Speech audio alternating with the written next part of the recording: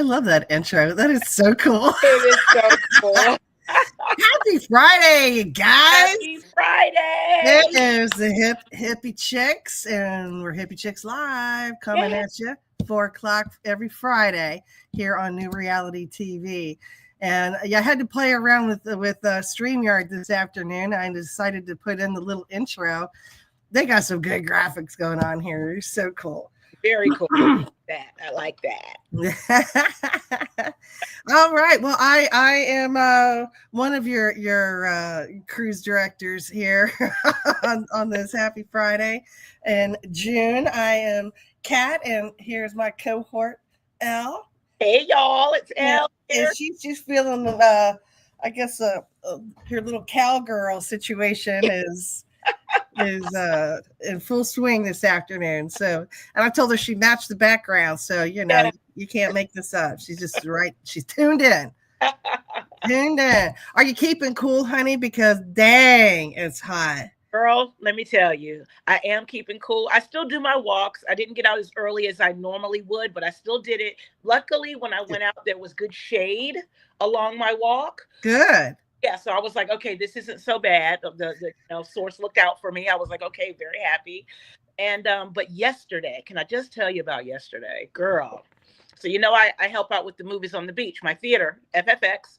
We sell our concessions on the boardwalk while Virginia Beach shows free movies on the beach every Thursday. Oh, that's right. Oh, how miserable. Was it hotter than hell? Well, the great thing is because we're right on the beach. You get a sea breeze. It's never too bad there, but it's preparing to go, loading up the stuff, putting up the tent. You're sweating your ass off. Really are. Now, yesterday I got a little reprieve because I didn't have to actually go to the boardwalk.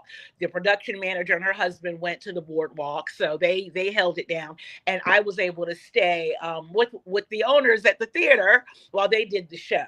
Well, that's cool. That's cool. For those of you who don't know, we live in southeastern Virginia on the coast, Virginia Beach, Chesapeake, Norfolk area, Hampton Roads. Here we are, and it is hotter than Hades down here, as it is, pretty much everywhere in the U.S. or at least the southern part of the country, and globally as well. I mean, we live in a part of Virginia.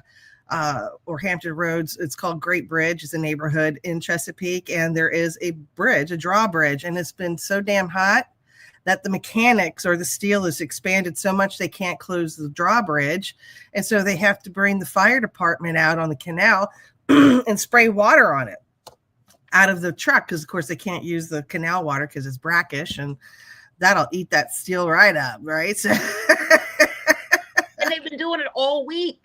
All week, yeah. Yeah, you remember about 5, 6, 7 years ago, everyone's like, oh, global warming. Well, here it is, kid. Right?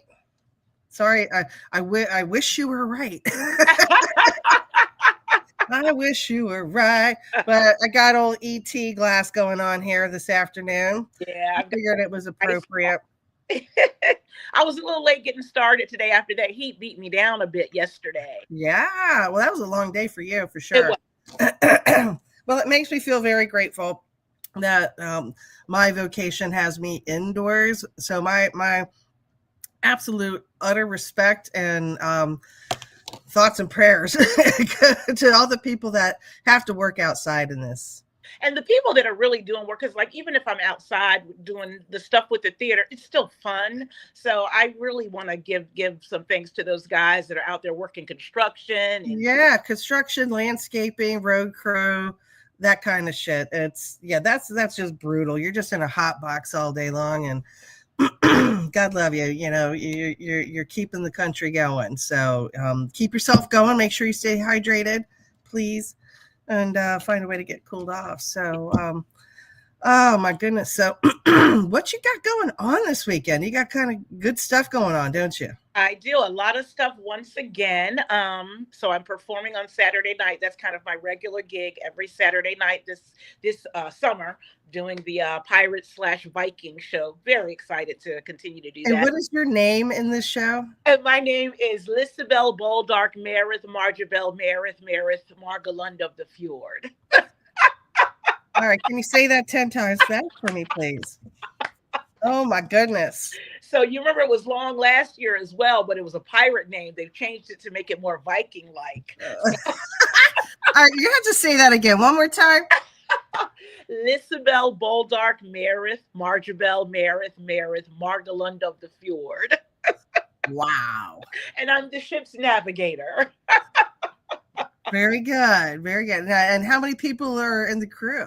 It's 4 of us in the crew, 4 troop members performing the show. Nice. And, yeah, so we're gonna we have an earlier call time tomorrow, so we can get some stuff right. But yeah, we're very excited. We've had some good crowds. Our opening night, Good. awesome. Yeah, we had some good crowds. So the other thing that I'm doing, I am producing my second production at Yay. here in Norfolk Generic, and we have our audition call this Sunday and Monday will be the audition call. So I'm heading that up, making sure we've got all the materials and kind of running things for, helping the directors with what they need to run it. So very excited about that. That is so awesome. Let me ask you this, Al. What kind of advice would you have for somebody who's like how you were, like 10 years ago or whatever, where you're like, I just feel it in my heart.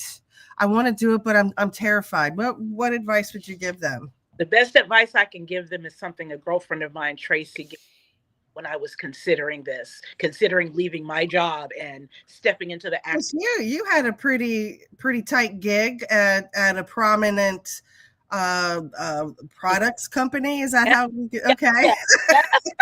A major retailer. Yes. But had a great position. I had a great career, 30-year career, and I walked away for cushy money, lucrative money, guys, lucrative corporate America money. I hear you. Walked away to follow my dream of acting, which is what I went to college for. And my friend Tracy said to me, do it scared. That changed my whole life. I'm serious. Because I was like, damn. Because I'm scared. Yeah. If that's the worst that you are, do it scared. Well, and that's so awesome because, I suffer from this, from always feeling like you have to be ready. Me too. Yeah. And the thing is that guess what? You're going to wait a really long time and waste a lot of time. Always waiting to be ready. Do it even if you're not ready, because then you'll just figure it out along the way. There's never that time, which is why, people who are wanting a family, we'll do it when we're ready. No, honey, just do it. Exactly. Just fucking do it. You got to jump in the pool. You can't stop dipping your toe in the pool. Right. You know how to swim. So, wow. Yeah. So do it scared. That could be a t-shirt. I should get that on a t-shirt. Yeah, maybe we should get a Hippie Chicks t-shirt. Yes, we will. Yeah, we'll have merch soon. Or capitalism at its finest now. No, we want to inspire people, and I'm all about the win-win situation. I'm not about the fast grab. And I think that narrative is coming to the surface now because we're recognizing just how deep the infestation is. Is that the good adjective? I like that adjective. Infestation. Because most of the people that I talk to don't want anybody else to suffer. Right. They believe, I'm going to get mine and you could get yours too. Why don't we all get it together?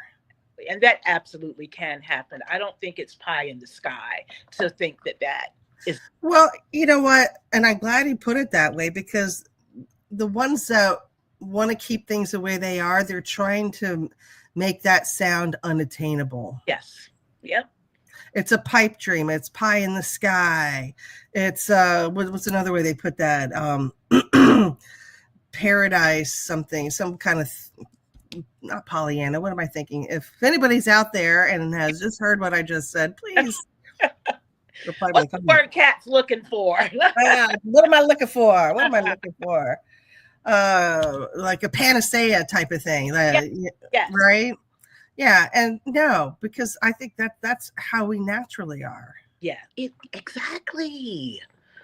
I dream of. I've seen in foreign countries a couple of different places, and I don't know how many of them do this, where they grow. They have the trees growing on the street, the fruit trees, and people can eat from them. That is such. Yes. Would that not be just the most beautiful? To truly live off of the land. Our land is rich, and we really, And wants to feed us. yes, yes. Right. So I know we're getting back to that. Yeah. Yeah. I mean, I guess it depends on who you are and where your focus is. I posted something yesterday on Facebook that said there is a version of you inside that has suffered, and there's a version inside of you that is rising, and they exist at the same time. And how your life unfolds depends on which version of you you're focused on. Oh, I love that. Right? So if you're focused on the part of you that's rising, then you're going to start getting evidence of that in your environment, because your little portable 3D printer is programmed with that now, and it's going to look for things to produce things in your environment to support that. But if you're going down the shitty little rabbit hole of separation, division, hatred, and that could be, and we said this before, being prejudice of the prejudice, right? Yes. That's still a form of hate. It is. It is. It doesn't make it right. Yeah. Oh God, I hate it. My mom always said, 2 wrongs don't make it right. But she was right. She's right. Sorry, Mom. Oh, Lord have mercy. 2 wrongs don't. Sometimes they do. Dang it. I understand that a double negative equals a positive, but that's only in algebra. And who needs algebra?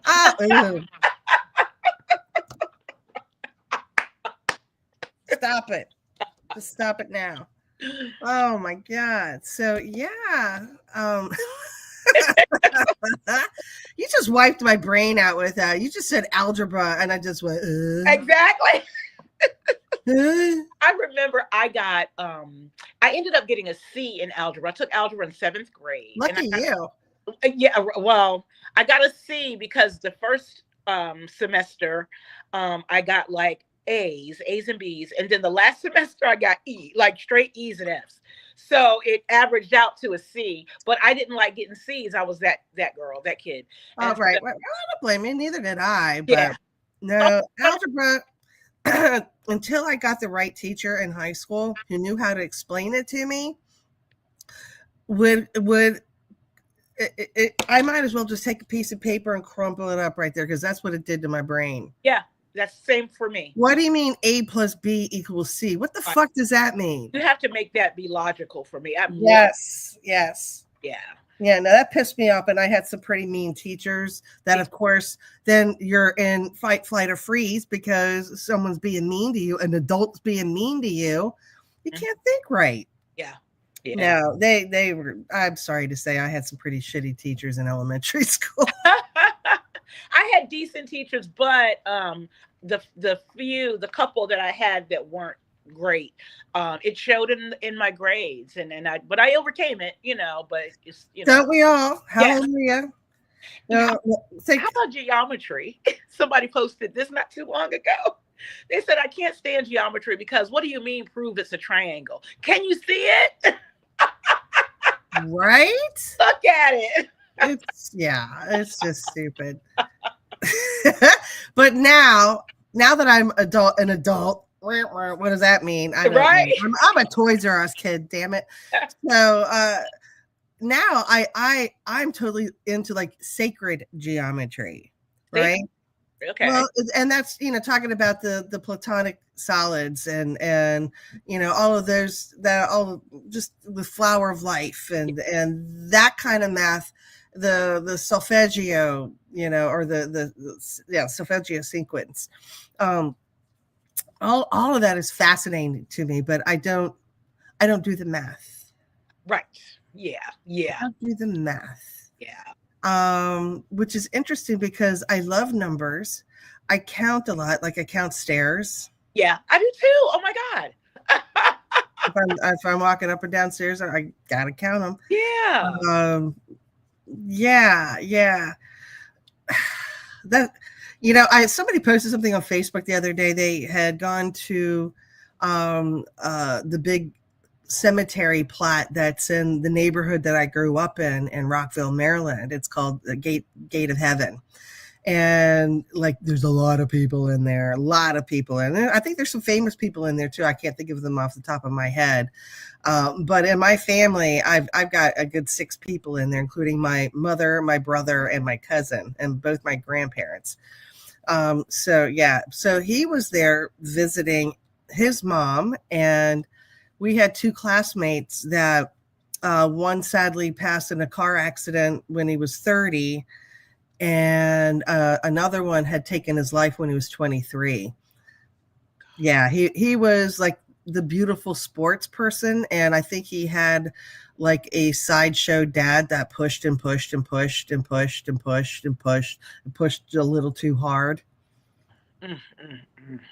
And so he said, bye. So God love you, Joe. So yeah, so he went there and he posted all these things, but he was also there. I don't know why this person was there, but another classmate that I remember most from elementary school. And my biggest memory of him, this is talking about one of the classic teacher moments. This woman had no business teaching children. I want to say at the time she seemed like she was in her 50s at the time, but maybe she was late 30s, early 40s or something like that. I don't know, because I think she was still alive not too long ago. So, wow. Yeah, if she was older than that, she would have been dead by now. Right. And she was the type of teacher that if kids were like messing around or horsing around or snickering too much and they're getting too into what they're doing and not paying attention to what she's doing on the board, she'll pick up an eraser and throw it at your head. Yeah, yeah. Wow. So that's what I said. I was like, it's been 40 years, but is that so and so? And my friend replied, yeah, it is. And I said, yeah. Last time I think I remember seeing him is when Poopy Mrs. Blah blah blah threw an eraser. Oh my God. She's a piece of work. But that's the kind of shit that we got in the 70s. I know some schools, I guess, just had better teachers. Mine, I mean, it was a great neighborhood. It was 50-50 as far as the staff went. Okay. Like all the electives, like music, art, and PE, they were kicking. Oh yeah. Yeah. They were great. But then all the like the younger, like 1st, 2nd, 3rd grade teachers. Yeah. Wow. My 1st, 2nd, 3rd grade teachers were really old. Now that I think back, like they were really, I mean, I shouldn't say really old because they were probably like the age I'm close to now, but they appeared to be just like Well, they probably been doing that job for 40 years or 35 years, right?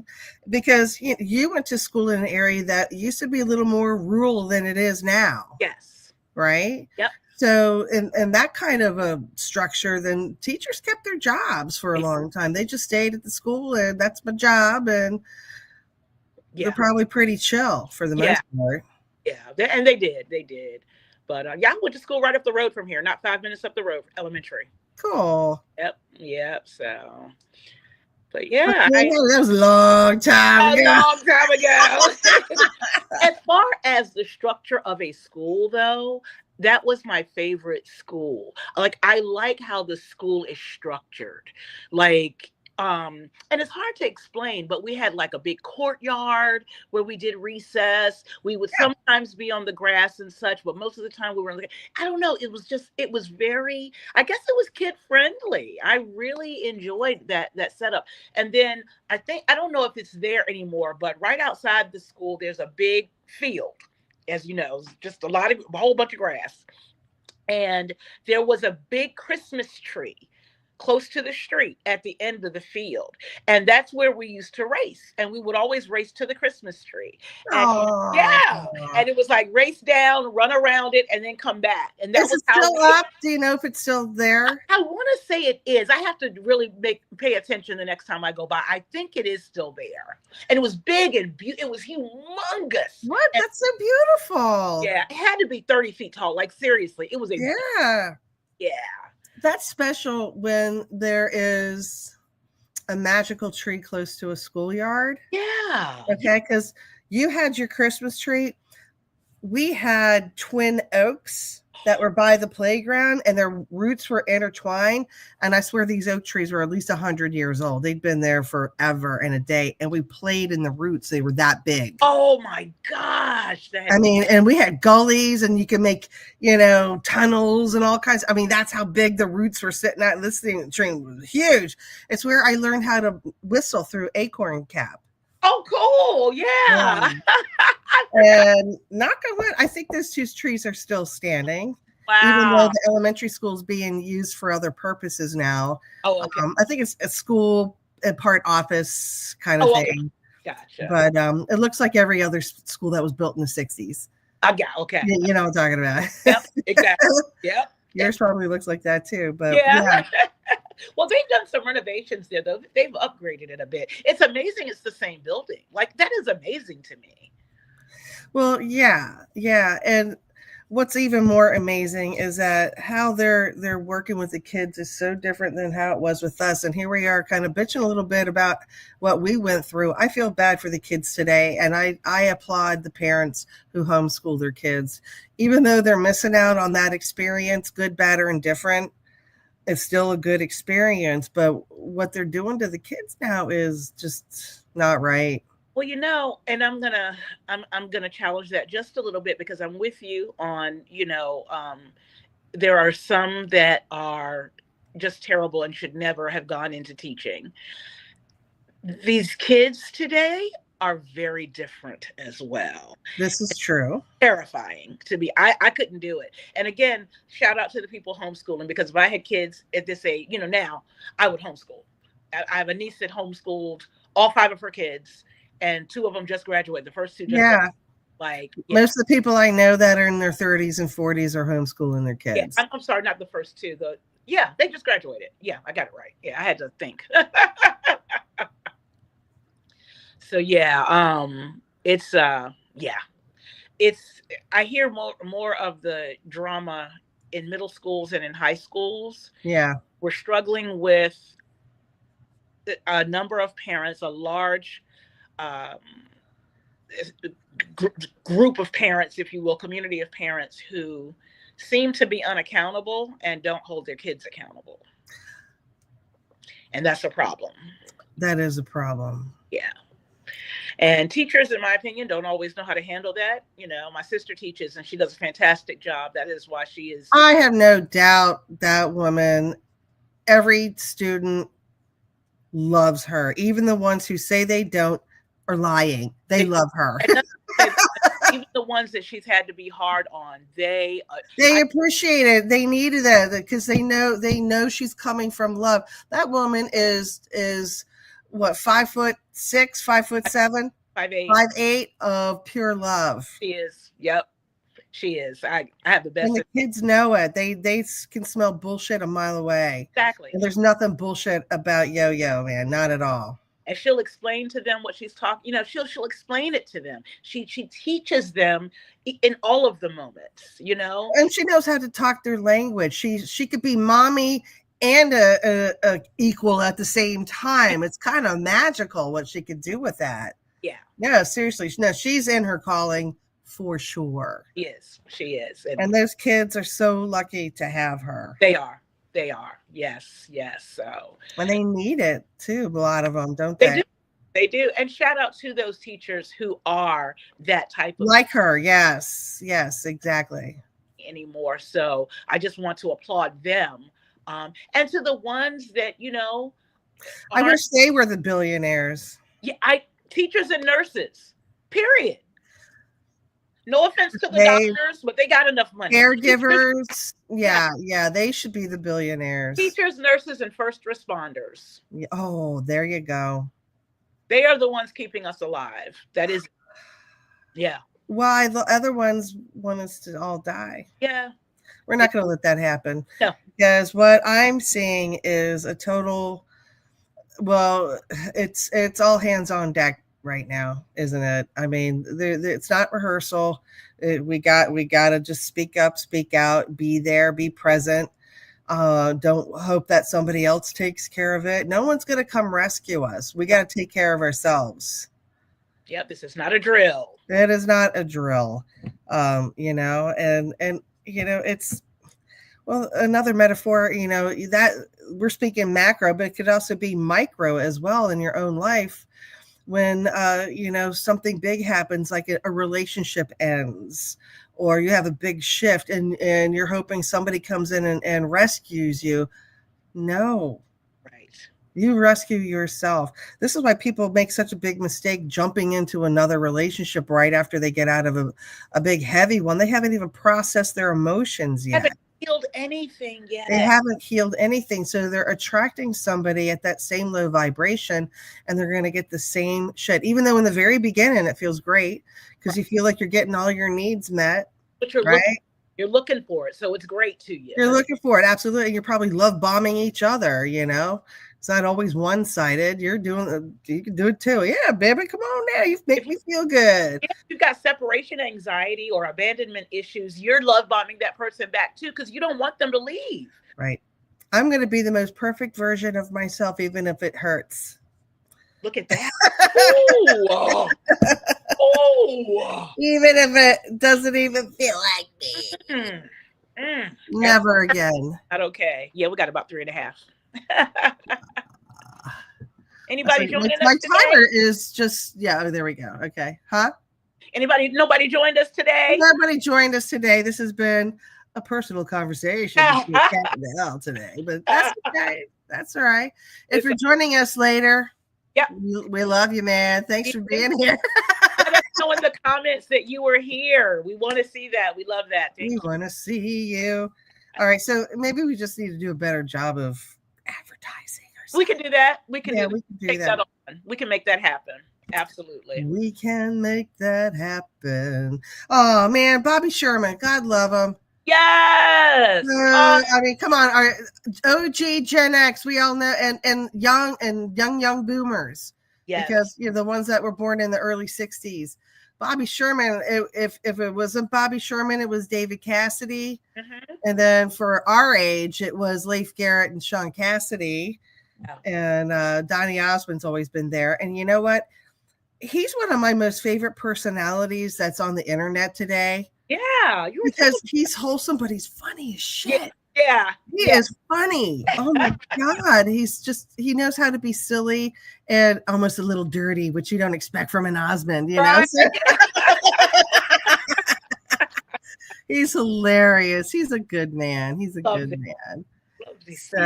So let's wrap this up with a good tidings forward for everyone, just to stay cool as things heat up. Stay hydrated. Don't pay attention to the BS. Don't go down that rabbit hole. Pay attention which version of yourself you're paying attention to. The one that is rising. Yes. Or the one that's still suffering, right? Yep. Because that's what the energies out there right now are counting on, is for people to continue with their suffering, because we're more easily controlled that way, aren't we? And we are rising up. We are rising up without question. And thanks to entities like New Reality TV, right? We're helping everybody raise their frequency, and we can all get to a better place and turn the tables around, because like we said, the nurses, the first responders, the caregivers, the teachers, they are the real God, they need to be the billionaires. Absolutely. Right? And guys, extend yourself grace. It's okay to do that, and extend others grace. Yeah. Without breaking your boundaries. Don't be taken advantage of, but do extend grace, and don't drop to someone else's level of vibration. Let them see you as an example. Exactly. Oh, excellent, Elle. Thank you for saying that. Yeah, because it's so easy to take the bait, right? Don't take the bait. All right. Be cool as a cucumber, right? Easy does it, breezy buzz it. That's from West Side Story, if you know. Oh, it is.